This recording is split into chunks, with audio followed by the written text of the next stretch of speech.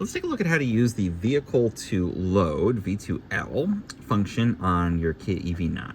So it's a fancy name for something that's pretty straightforward. Basically, you've got an electrical outlet in the back of the Kia EV9. Here, there's a little sliding cover you can put over it. And it's actually quite a powerful electrical socket. So the first thing I wondered, and a lot of people wonder, is this just pulling from your car's basic 12-volt battery, the battery that runs some of the accessories and that kind of thing, in some cases, not the battery that actually makes the car move?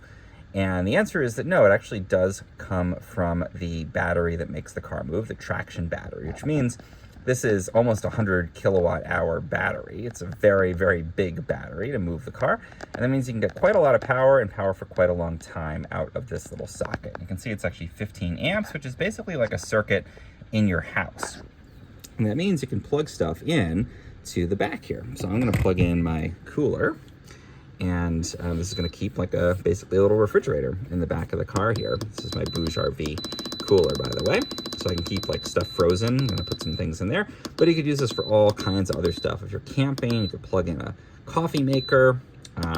You could hook up lighting or something like that if you need to for a job site. Even basic, like smaller power tools. Probably not quite enough power for large power tools, but some basic stuff you should be able to plug in here. And in the event of a power outage, you could actually run a extension cord from this and plug some stuff in inside your house. And you'd have quite a lot of time on that because, again, that big battery in the car is where it's pulling from. A couple caveats to this, though. The car needs to be on in order for this to operate. So you have to switch the car on and you have to like unlock it, go in, switch it on, leave it on, in order for this socket to go. So once you shut it off, that little light's gonna turn red and you're not gonna have power coming out of it. Fine thing, not a problem, just something to keep in mind if you're like, why is this not always working?